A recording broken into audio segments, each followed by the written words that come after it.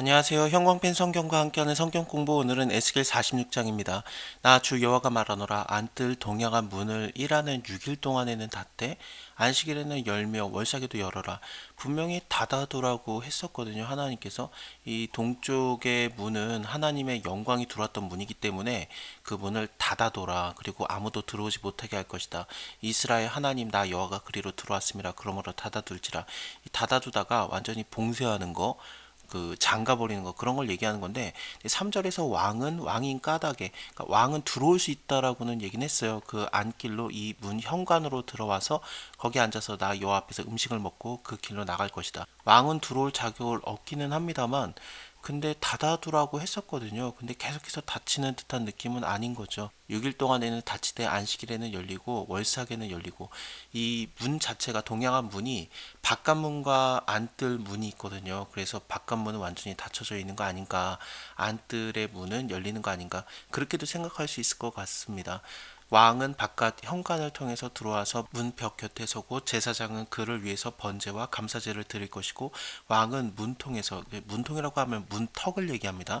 거기서 경배한 후에 밖으로 나가고 그 문은 저녁까지 닫지 말 것이며 이 땅의 백성도 안식일과 월삭에는 이 문통에서 나 여호와 앞에 경배할 것이며, 안식일에 왕이 여호와께 드릴 번제는 흠없는 어린 양 6과 흠없는 순양 하나라. 여기서 안식일날 드리는 제사를 생각을 할 때 민수기 28장 9절에서 나오는데 그거보다는 양이 조금 달라요.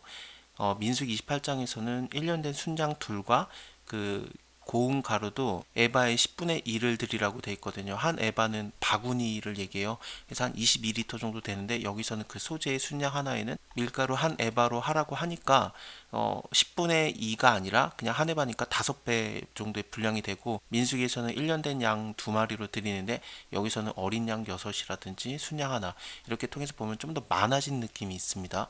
모든 어린 양에는 그 힘대로 할 것이며 힘을 다하다, 뭐 그의 손에 선물이라는 뜻이에요. 정확하게 히브리어로는요. 밀가루 한 에바에는 기름이 한 흰씩이라 4리터에서 7리터 정도 되는 게 흰이라고 이렇게 표현이 됩니다. 근데 지금까지 이것을 쭉 생각해 보면은 동쪽에서 하나님을 예배하는 거, 동양한 문에서 하나님 예배하는 거, 이게 에스겔서에서 어떤 상황이었냐면요. 8장을 통해서 보면요.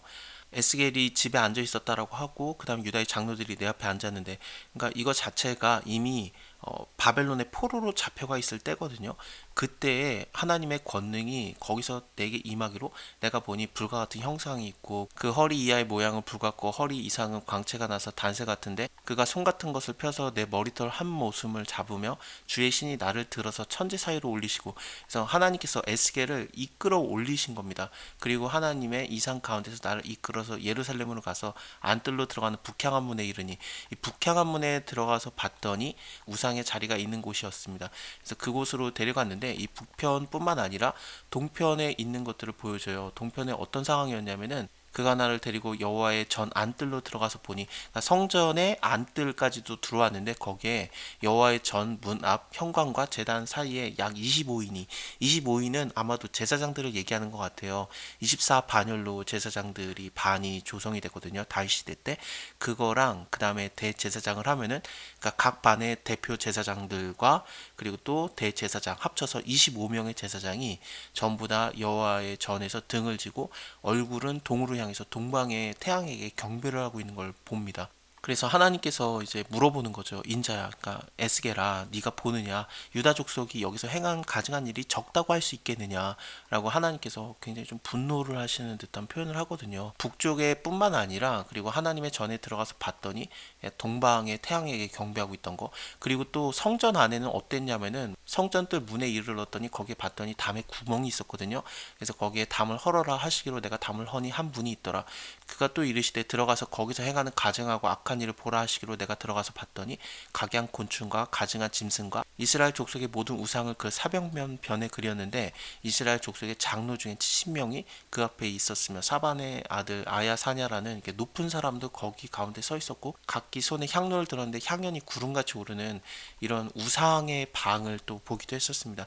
하나님께서 너무너무 속상해 하셨었죠.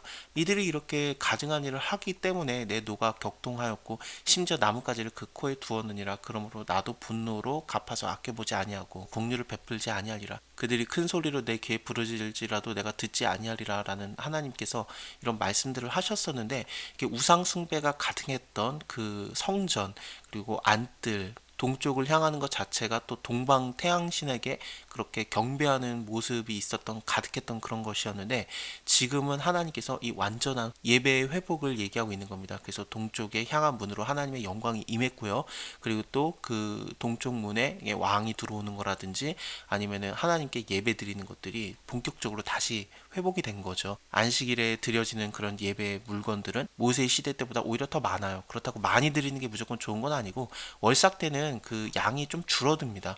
월삭, 그러니까 그 달의 초에는 흠없는 숫송아지 하나를, 어린 양 6과 순양 하나를 드리되 모두 흠없는 것으로 할 것이며, 또 소재를 갖추되 숫송아지는 밀가루 한 에바고, 한 에바면 아까 말씀드린 대로 한 바구니니까 22리터 정도 되고요.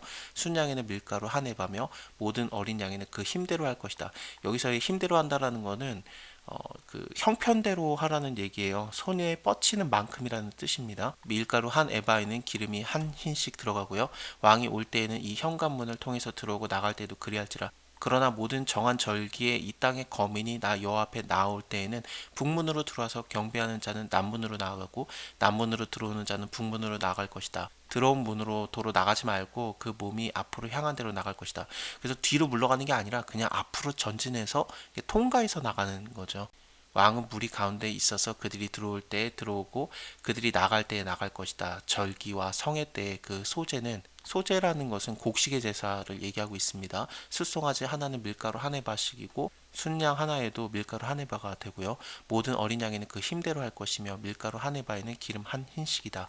만일에 왕이 자원하에서 번제를 갖추거나 혹 자원하에서 감사제를 갖춰서 나 여호와께 드릴 때에는 그를 위해서 동양한 문을 열어라. 그래서 이 동쪽 문이 또 열려요. 그가 번제와 감사제를 안식일에 드림같이 드리고 밖으로 나갈 것이며 나간 후에는 문을 닫을 것이다. 왕이 하나님께 예배드릴 때 이렇게 또 동양한 문이 열리기도 하고 그랬었습니다.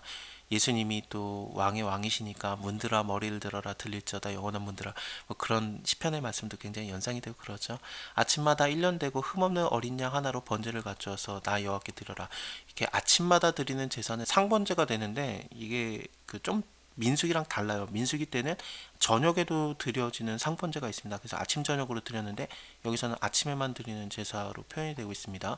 또 아침마다 그것을 함께 드릴 소제를 갖추되 그 밀가루 에바 6분의 1과 기름 흰 3분의 1을 섞을 것이니 이는 영원히 규례를 삼아서 항상 나 여호와께 드릴 소제라. 이와 같이 아침마다 그 어린 양과 밀가루와 기름을 갖춰서 항상 드리는 번제를 삼을 것이다.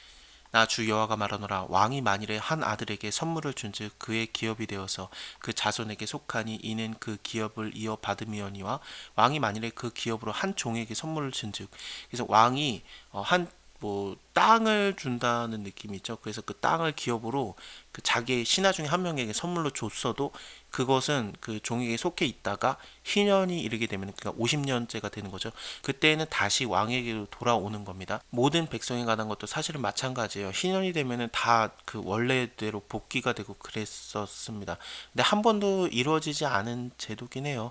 그래서 예수님 때 이것이 완성이 되죠. 누가복음 4장에서 그 은혜가 너에게 응하였느니라 하면서 은혜에 대해서 이사야서의 말씀을 인용하시고, 이 말씀이 오늘 너희의 귀에 응하였느니라 하면서 희년이 예수님을 통해서 완전히 이루어진 것처럼 이렇게 표현을 하시거든요. 그것은 우리가 예수님을 통해서 완전히 회복되는 그런 것들을 표현하는 내용이기도 합니다. 또 이방인들도 하나님께로 다 돌아오는 것, 그런 것들도 표현이 되고요. 왕의 기업은 그 아들이 이어받을 것이라. 왕은 백성의 기업을 취하여서 그 산업에서 쫓아내지 못할 것이니 왕이 자기 아들에게 기업을 줄 것은 자기의 산업으로만 할 것임이라. 백성으로 각각 그 산업을 떠나 흩어지지 않게 할 것이니라. 그 후에 그가 나를 데리고 문 곁에 통행구로 말미암아 제사장의 북향한 거룩한 방에 들어가시니, 이거는 42장 1절에서 9절에 나왔던 그 방 있죠. 3층 계단 형태로 돼 있던 그 거룩한 방 있지 않습니까? 거기서 지성물을 먹던지 아니면 옷 갈아입고 나가가지고 백성들을 만나는 거, 그런 것들이 얘기가 나왔던 데고, 그 방 뒤편에 서편에 한 처소가 있더라. 그가 내게 이르시되 이는 제사장이 속건제와 속죄제의 희생을 삶으며 소제제물을 구울 처소니 그들이 이 성물을 가지고 바깥들에 나아가며 백성을 거룩하게 할까 함이라 하시고, 나를 데리고 바깥들로 나아가서 뜰 내 구석에 있는 뜰의 담을 둘렀으니 뜰의 장이 40척이다. 여기서 나오는 뜰의 길이가 40척이고 넓이가 30척이다. 구석에 내 뜰이 한 척수며 그 작은 내 뜰이 사면으로 들어가면서 부엌이 있다.